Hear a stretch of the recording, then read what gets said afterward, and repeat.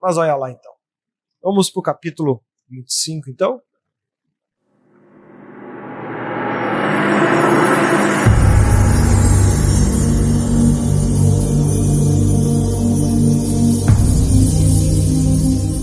Isaías, capítulo 25.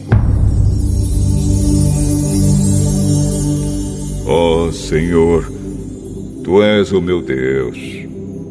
Eu te adorarei e louvarei o Teu nome, pois tens feito coisas maravilhosas. Tens cumprido fielmente os planos seguros que há muito tempo decidiste fazer. Deixaste as cidades dos nossos inimigos em ruínas. As cidades cercadas de muralhas foram arrasadas. Destruíste os seus palácios e nunca mais eles serão reconstruídos. Por isso, povos poderosos te louvarão e tu serás temido nas cidades onde mora gente cruel. Pois tens sido o protetor dos pobres, o defensor dos necessitados, um abrigo na tempestade e uma sombra no calor. A fúria de homens violentos é como uma tempestade de inverno, como o calor do deserto. Mas tu tapas a boca dos estrangeiros. Como uma nuvem diminui o calor num dia quente, assim tu calaste os gritos de vitória de homens violentos. No Monte Sião, o Senhor Todo-Poderoso vai dar um banquete para todos os povos do mundo. Nele haverá as melhores comidas e os vinhos mais finos. E ali ele acabará com a nuvem de tristeza e de choro que cobre todas as nações. O Senhor Deus acabará para sempre com a morte. Ele enxugará as lágrimas dos olhos de todos e fará desaparecer do mundo inteiro a vergonha que o seu povo está passando. O Senhor falou. Naquele dia, todos dirão: Ele é o nosso Deus. Nós pusemos a nossa esperança nele e ele nos salvou. Ele é o Senhor e nós confiamos nele. Vamos cantar e nos alegrar, porque ele nos socorreu. O Senhor Deus protegerá o Monte Sião, mas o país de Moabe será pisado, como se pisa a palha de um depósito de esterco. Os moabitas estenderão os braços como quem está tentando nadar. Mas apesar de todo o seu esforço, os moabitas orgulhosos serão humilhados por Deus. Ele derrubará as altas e fortes muralhas de Moabe e as deixará completamente arrasadas.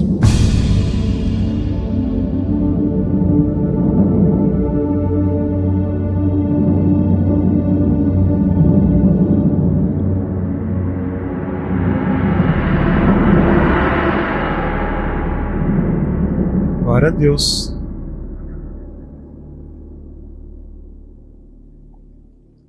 Olha só.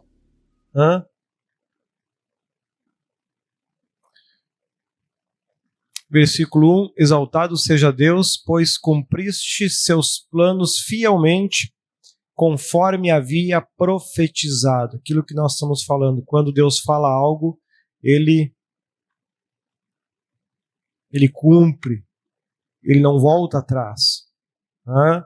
A única exceção é quando estas ameaças são em casos isolados e específicos.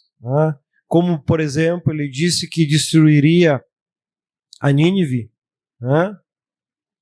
e não o fez porque o povo se arrependeu.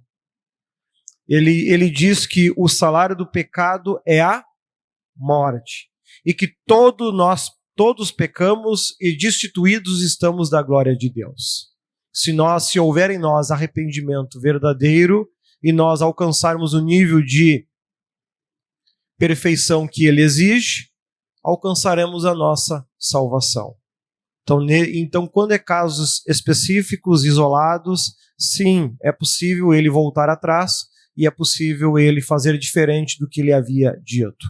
Porém, isso não acontece quando são situações generalizadas, como questões como essas profecias, elas são marcas da volta de Cristo e acontecimentos depois de Cristo. Ou seja, isso já são marcas que vão acontecer, né?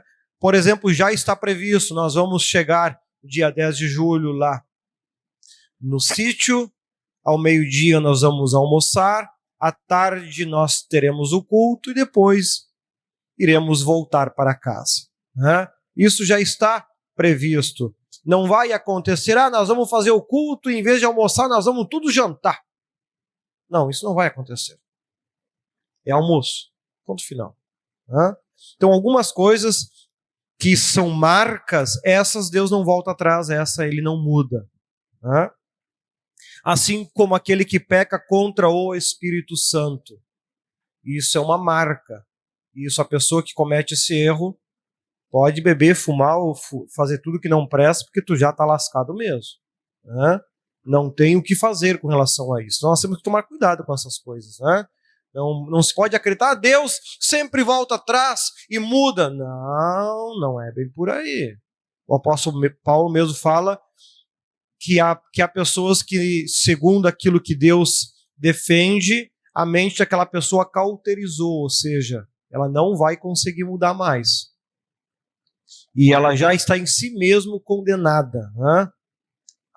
Inclusive, há até uma discussão teológica, do porquê que isso acontece. Por que há pessoas que a Bíblia fala que essas pessoas foram rejeitadas por Deus? Elas não vão se salvar. Isso já está definido. Essa, aquela outra, ela não vai se salvar. Aí uma discussão teológica em cima disso, que ninguém sabe responder o porquê disso.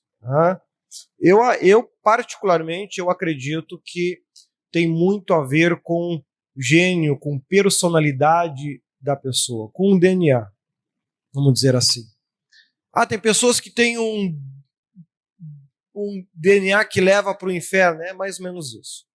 Porque lá no tempo de Israel, Deus ele determinou que o povo dele não se casasse com povos de outras nações. Somente entre as próprias tribos. E isso gerou, com isso permitia que as pessoas mantessem, por exemplo, seu código genético conforme a sua origem, conforme a sua nação. Hoje a gente tem, com o avanço da ciência, a gente sabe que, por exemplo, um filho ele tem a personalidade ou puxando mais traços da mãe ou mais traços do pai, mesmo que não tenha conhecido a mãe, mesmo que não tenha conhecido o pai. Porque isso vem no seu DNA, ou seja, a sua estrutura molecular vai-lhe, ao longo da vida, lhe induzir a atitudes, a comportamentos. A pessoa tem sim livre-arbítrio, mas até um determinado ponto. Eu acredito que a pessoa pega um Hitler, por exemplo. Vamos pegar um caso bem extremo para vocês entenderem melhor. Tinha um gênio, uma personalidade, que ele nunca ia conseguir, por exemplo, enxergar que o único e verdadeiro Deus é aquele que os judeus acreditam. Ele nunca ia acreditar nisso. Ele nunca ia aceitar esse tipo de coisa. Faz parte da personalidade, da criação, do jeito dele, ou seja, a pessoa pode até tentar querer se converter, mas ela vai sempre acabar dando para trás e para trás e para trás e para trás. O jeito que ela é a impede disso, né? Então há uma grande discussão quando a gente estuda esses textos na Bíblia, né, falando sobre essas situações. Isso é bastante complexo mesmo de compreender. Mas olha ali então, né? Versículo 1, então, exaltado seja Deus, pois cumpri seus planos fielmente, conforme havia profetizado. Essa é uma característica de Deus. Ele fala como as coisas vão acontecer e depois elas acontecem exatamente da forma que ele disse que haveria de acontecer, né? Então, tudo isso que ele descreve em riqueza de detalhes, ele não pode voltar atrás, porque senão ele deixaria de ser Deus, porque ele disse que o mar ia se levantar, que ia arrasar cidades inteiras, e o negócio não acontece, né? Então, quando é algo particular, individual, é possível sim Deus voltar atrás e trazer, por exemplo, a salvação sobre um pecador. Claro que é possível. Agora, em situações que marcam tempo, que marcam época, não. Essas ele não volta atrás. Do 2 ao 3, cidades que se exaltavam pela sua força e poder foram ao chão para nunca mais se reerguer. Um exemplo disso, aqui ele está falando de futuro, mas um exemplo disso é Sodoma e Gomorra, né? Elas foram ao chão e sequer sabem com precisão, até os últimos materiais que eu li, não sabe nem onde fica ao certo ambas as cidades, né? Elas foram literalmente arrancadas do mapa, né? Como já vimos em outros momentos, lá do 4 e 5, Deus não traz destruição por vingança ou raiva, e sim para terminar com a maldade sobre os fracos. Deus sempre combateu atitudes feitas unicamente para maltratar, machucar, sem um propósito de justiça. Deus açoita ao que ama. Hebreus 12, 6 ao 11. Aqui eu me aprofundei um pouco mais com vocês, explicando para vocês a questão do pecado. A humanidade vai plantando pecado como alguém planta uma semente em uma grande lavoura. O fruto do pecado é a morte. Porque nós temos que perceber que Deus ele trabalha com uma ótica não apenas aqui na Terra. Ele trabalha com uma ótica terra e mundo espiritual. As duas coisas para ele é como se fossem uma só. Aí tu, mas como que absurdo, ele mandou matar uma criança. Amado, ele está recebendo essa criança de braço aberto no céu e dando para ela uma vida que ela nunca vai ter na terra. Deus está literalmente impedindo que essa criança vá para o inferno daqui 3, 4, 5 anos. Porque é raça ruim, não vai dar coisa boa. Então lá atrás, quando ele fazia esse tipo de coisa, né? Como vale lembrar que nós estamos no Novo Testamento, que ele não trabalha mais a questão carnal, que ele trabalha a questão espiritual, e não tem lógica nenhuma, a partir de uma época, um momento que Deus trabalha isso, ele mandar eu ou você sair por aí matando quem quer que seja, pelo amor de Deus, né? Daqui a pouco vão dizer que o pastor está mandando matar as crianças que é para poder levar para o céu. Olha, tem louco para tudo. Nós estamos estudando o Antigo Testamento, onde as coisas eram feitas na carne. Novo Testamento, nosso tempo, as coisas são todas feitas refletindo Novo Testamento, parte espiritual, não mais carnal, né? Então nós vemos aqui então que ele açoita quem ele ama, ou seja,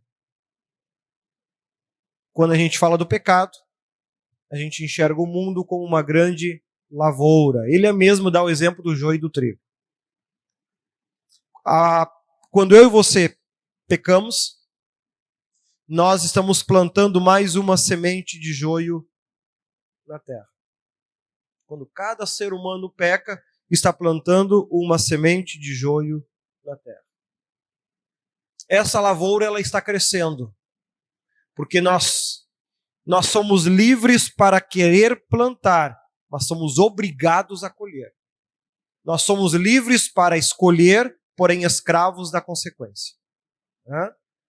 Vai chegar num dado tempo que essa lavoura vai gerar o seu fruto. E o fruto que o joio dá é morte. O salário do pecado é a morte. Então ele vai gerar morte, né? Assim como sobre todas aquelas nações que foram destruídas, elas plantaram maldade. Elas plantavam maldade. Elas plantavam ódio. Elas plantavam raiva, né? Elas plantaram pecado. Eram nações que a gente já estudou algumas, que tinham prazer em realmente serem muito maus em cada uma das guerras. Por exemplo, teve um dos reis, se não me engano foi um dos últimos reis, que quando foi exilado, teve os seus olhos arrancados, viu cada um dos seus filhos sendo mortos, suas filhas violentadas, e por último lhe arrancaram os seus olhos e lhe jogaram na prisão. Era contra esse tipo de gente que Deus levantou Josué para arrancar da terra. Esse tipo de gente. Não era tudo gente boa. Tanto é que quando Deus diz para Josué as nações que ele ia entrar, ele impõe limites. De tal região em diante, você não vai. Porque daí já eram outros povos, outros tipos de pessoas, enfim, que não tinham ainda, não estavam no momento, no ponto de colher morte, por exemplo. Aí quando a gente entende esta ideia, a gente percebe então que quando se fala em consequências, em castigos, isso vai ser diferente de um país para o outro, de uma região para outra, de uma cidade para outra. Porque por vezes uma cidade já está no ponto da lavoura de pecado colher morte. A outra cidade ainda não. Lá o fruto do pecado não amadureceu ainda. Por isso que acontece desgraça em um e não acontece no outro. Então Deus ele é muito justo quando ele trabalha em cima disso, né? E ali dos 6 ao 8, como vimos o propósito de Deus com as calamidades, é trazer a paz, abundância e não vingança. O objetivo de Deus é que nós não venhamos plantar pecado. Por isso que a Bíblia combate tanto o pecado, porque o pecado sempre gera um fruto que é morte, sempre, né? Por isso que ela combate o pecado, porque se você não planta o pecado, você não colhe a morte.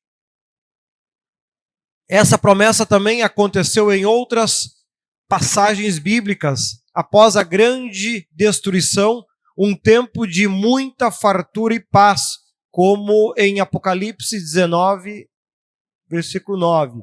Aniquilará a morte. O apóstolo Paulo também se refere a isso. Como vimos,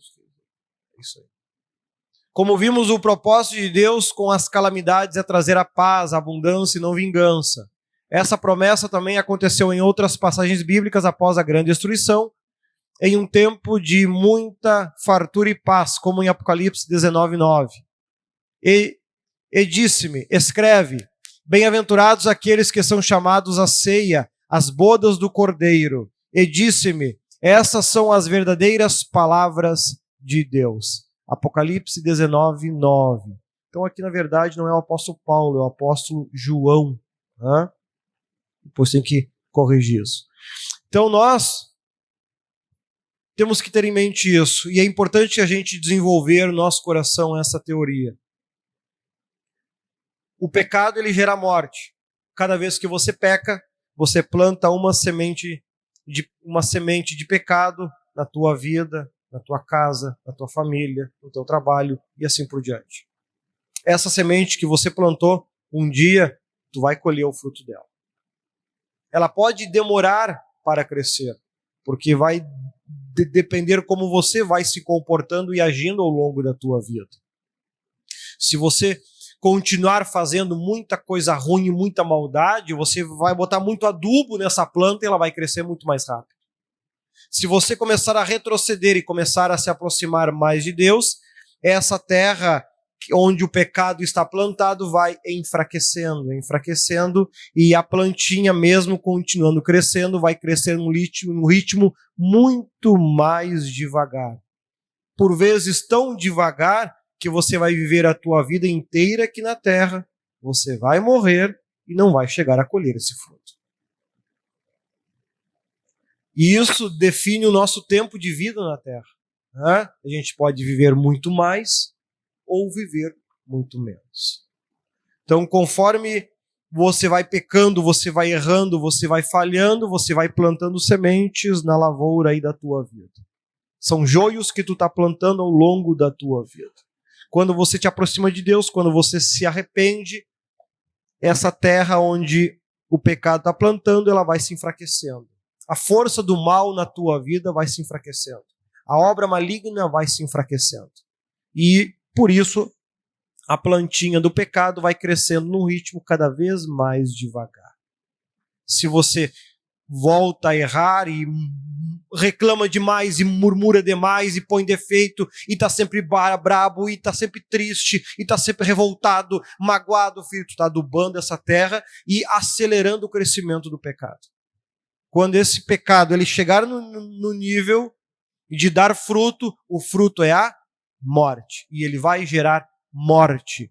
Como nós estamos no período do Novo Testamento, tem vezes que a morte não é física, porque agora o Novo Testamento ele aplica todos os conceitos a nível espiritual. Por isso, vai ser a morte de um casamento, vai ser a morte de um sonho, a morte de um filho, de um parente, sei lá. Né? Vai trazer desgraça sobre a tua vida de alguma forma.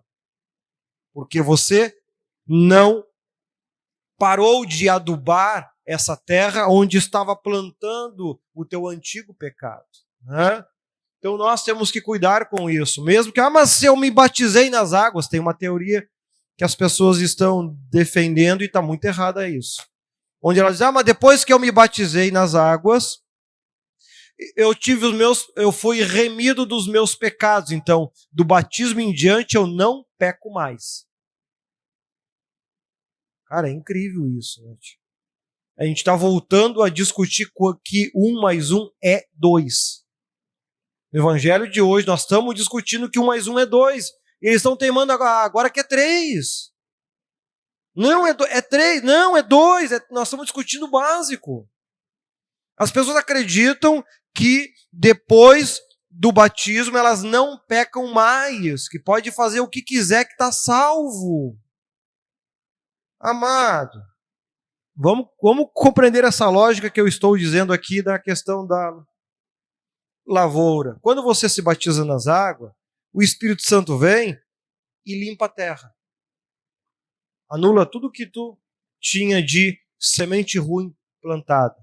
Te entrega uma terra limpa novamente. Os teus pecados estão perdoados. Porém, a terra continua continua limpa e as sementes continuam na tua mão.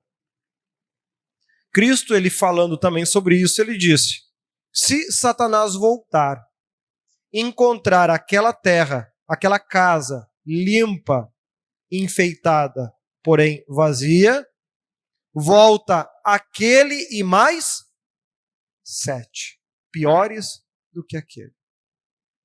Se eu me batizei nas águas, o Espírito Santo perdoou todos os meus pecados, limpou a minha lavoura, limpou a minha terra.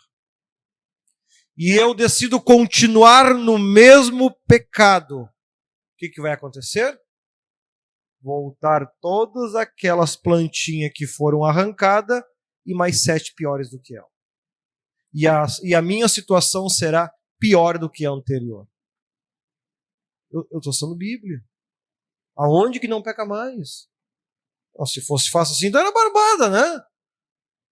Então, poxa, então temos que tomar cuidado com isso, né? Porque o relacionamento com Deus é um ciclo.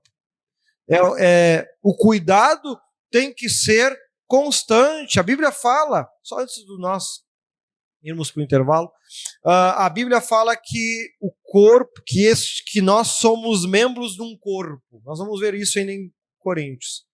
Cristo é a cabeça e cada um de nós temos diferentes funções ligadas a esse corpo, né? E cada um tem uma função muito importante e específica. E a Bíblia ainda diz que aqueles que aparentemente não têm nenhuma importância, esses para Deus são os mais importantes. Os que não têm algum trabalho de honra, esses são aqueles que serão mais honrados. É quem Deus quer honrar muito mais. Para que isso? Para trazer equilíbrio, para que todo o corpo tenha a mesma importância. Por exemplo, no primeiro dia do ano, eu tomei banho. Não sei vocês, mas eu tomei banho. Já estou limpo. O resto do ano eu não vou tomar banho mais. Eu já tomei. Eu vou continuar limpo? Não. Não. E a Bíblia diz, quem está limpo, limpe-se mais. Quem está sujo, suje-se mais. Quem está limpo, limpe-se mais. Arrependimento. Ô Marcos? É importante quando a gente fala de honra, eu acho que o cristão ele confunde muito. Ele espera ter honra aqui na terra. Né?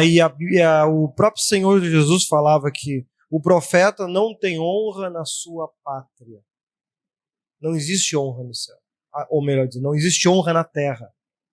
Não existe isso aqui na terra. O cristão ele busca muito, só que na verdade quando ele busca, ele não está buscando honra, ele está buscando reconhecimento humano, não honra. Honrado a gente vai ser se um dia alcançarmos a nossa salvação. Né? Aí sim é honrado, como uma pessoa uma vez que morreu, e ela entrou, quando ela entrou no paraíso, ela entrou vestida de guerreiro. Isso é honra. Esta é a honra que Deus está falando. Não existe, o profeta não tem honra na sua pátria. Não existe honra na terra. Esqueça isso. Isso não é para cá. Ah, mas honra quem tem honra? Sim, no céu.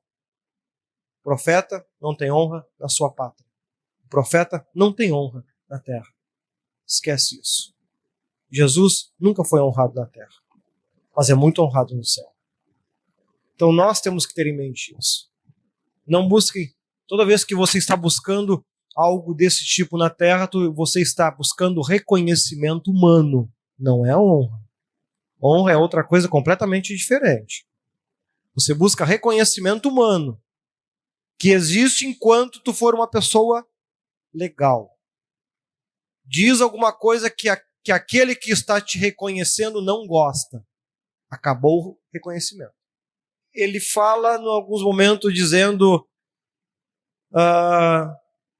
na minha linguagem, não dê importância ao que as pessoas falam ou dizem, mas também não sejam ignorantes em não atender ao que elas falam. Porque as pessoas, por vezes, podem estar falando algo completamente inútil, mas também podem estar falando algo muito útil. Porque a Bíblia alerta que muitos, sem saber, hospedaram anjos.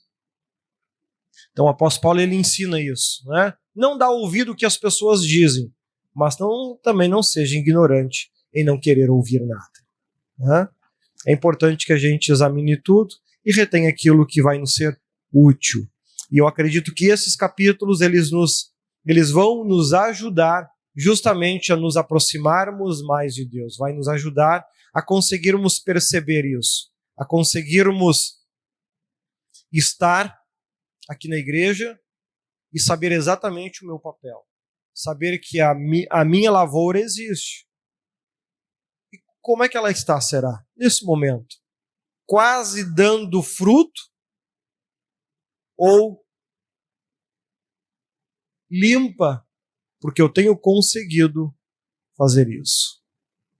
Só Deus sabe isso. Só os anjos sabem isso, porque daí é fácil, eles só vão olhar as tuas vestes espirituais, como está. Uma pessoa pode estar com as vestes brancas, porque ama muito a Deus, mas ter bolas de cores diferentes, porque o seu amor está contaminado. Né?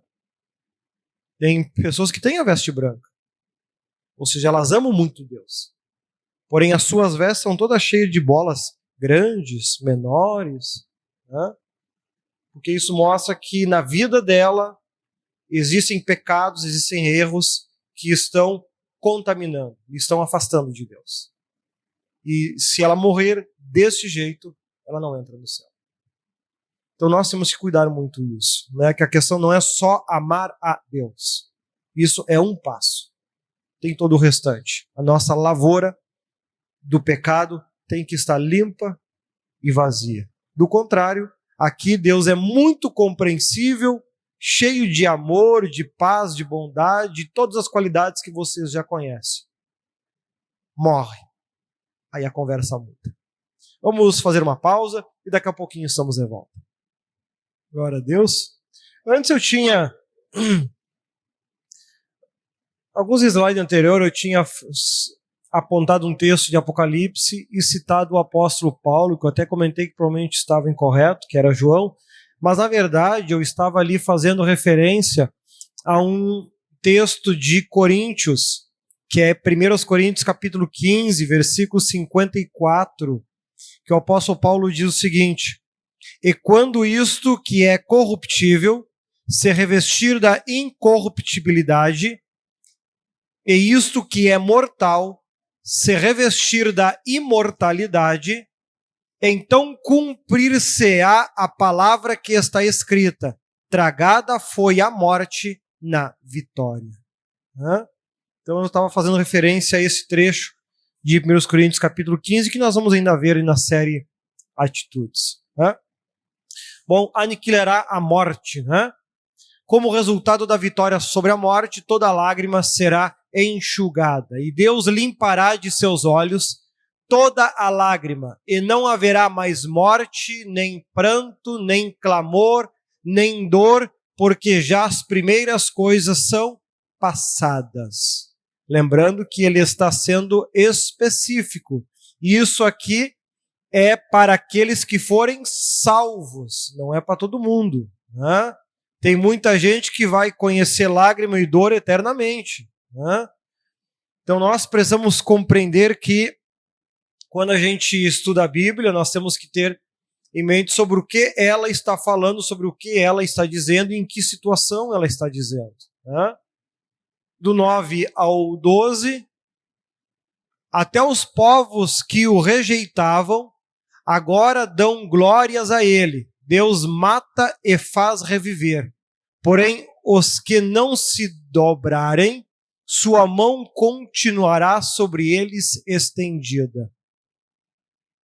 Vede agora que eu sou, e mais nenhum Deus há além de mim. Eu mato, eu faço viver. Eu firo, eu saro. E ninguém há que escape da minha mão. Deuteronômio 32, 39. Então nós temos que compreender que Deus, ele é os extremos, é o alfa, o ômega, o princípio e o fim, Ele é os extremos, o 8 ou 80, Não tem um meio termo. Um morno não serve. Não, esse é pior. Então nós temos que conhecer esse Deus nos extremos. Aquele que aqui na terra tudo ajuda, concorda, dá 1 milhão de chance, dá 1 milhão de oportunidade, luta por ti sempre, tu está fazendo tudo errado e ele está ali na tua volta, abençoando a tua casa, te protegendo, te guardando, te ajudando. Agora, morre desse jeito. Aí você vai conhecer um Deus que é extremamente detalhista, que por um fiapo do bigode, que ficou fora do lugarzinho, tu já não entra no céu e enfrenta uma encrenca. O complicado da salvação, e até de explicar para as pessoas, quando a gente fala em salvação, é justamente isso. Que as pessoas têm a tendência de imaginar que depois que morre, Deus é exatamente igual como é agora com nós. e é algo que não acontece. Essa oportunidade toda, extrema, sem limite quase, né? Um ladrão que lá na cruz clamou foi salvo, né? Ou seja, um extremo, nunca orou, nunca jejuou, nunca buscou a Deus, mas nos 45 segundos do tempo ele clamou de coração e recebeu a salvação. Isso é para agora. Por isso que o arrependimento também tem que ser agora. O rejeitar os erros tem que ser agora. A tua terra ela tem que ser limpa agora. Você morre com um monte de semente de joio plantada, tu vai te incomodar do outro lado. Porque daí essa misericórdia toda, este amor todo, não existe mais daí. Né? Não quer dizer que você vá lá para um Hades ser picado pelo diabo, como acontece com os maus. Mas também não vai para um lugar bom. Como eu disse, na melhor das hipóteses, vai lá para o 3º nível do inferno, ou na escuridão, ou no labirinto. Tu caminha, e nunca chega a lugar nenhum, e muitos que estão lá nem sabem que morreram. Simplesmente abriu os olhos e estava lá. Então tem que tomar cuidado com essas coisas, né? Se hoje a gente tem a oportunidade de fazer a coisa da melhor forma possível, né? Não somos perfeitos. Nunca vamos ser. Né? Por isso que nós não somos o exemplo. Jesus é o nosso exemplo. Jesus é o modelo a ser seguido. Aonde eu passo, onde eu prego, eu sempre alerto as pessoas, né? Não me tenham por exemplo, que eu vou te decepcionar mais cedo ou mais tarde. Eu sou humano, sou de carne e osso como qualquer outro, né? Tento dominar essa carne, como diz a Bíblia, o mais possível, né? Mas que de vez em quando dá vontade de matar uma meia dúzia, dá. E como dá? Né? Dá vontade de fincar na parede? Dá vontade de passar a mão num banco e desmontar na paleta? Quase todo dia. Né? Mas não faço o que eu sei, eu vou ter que comprar o banco de novo depois. Né? Enfim, então a gente tenta se controlar, tenta se dominar, né? Ainda mais quando tu vem, nós estávamos falando até de questões genéticas, né? O quanto isso influencia e por que há pessoas que dificilmente vão se salvar justamente por isso, do gênio muito ruim que tem, né? Uma vez Deus estava falando com os nossos antepassados, da minha família por parte de pai, né? E ele disse que na nossa família nós somos descendentes lá de Hitler. Tudo gente boa. Né? Teve um dos antepassados, foi um tio do pai, que quando morreu os filhos fizeram festa. De tão gente boa que eram. Né? Era aquele tipo de família que gostava de arrebentar todo mundo a pau pelo prazer de ver chorar. Né? E eu vim dessa raça. Então, para dar o que presta, olha, Deus tem que moer mesmo o pau mesmo. Né? Não tem como ser diferente, né? Para a gente conseguir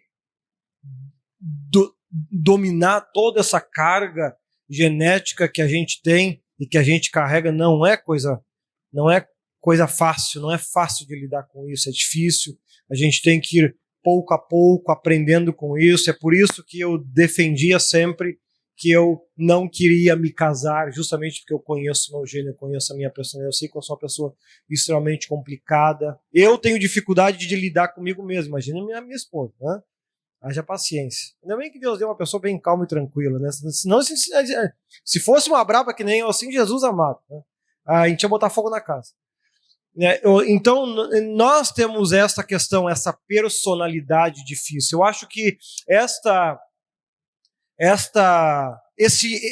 área que nós estamos estudando aqui em Isaías, eu creio que ela nos ajuda muito a perceber estes extremos, né, que Deus tem e que nós temos que aprender a lidar com isso, que eu e você temos, que nós vamos ter que aprender a lidar com isso, porque Deus ele não pergunta qual é as tuas dificuldades, ele apenas diz, muda. Mas eu não consigo. Não tem problema, depois te põe no inferno o dia que tu morrer. É simples assim a conversa, não tem muito o que discutir com ele, o que explicar. É lindo ver hoje o crente dando um monte de explicação para Deus porque não está fazendo seu ministério, coisa linda. Né? Ele não está ouvindo uma palavra, mas, enfim, você tem todo o direito de conversar com as paredes, né? Nós somos livres para isso. Né? Só que dizem que quem conversa com as paredes é louco, viu? Então, cuidado, né? Daqui a pouco te interna.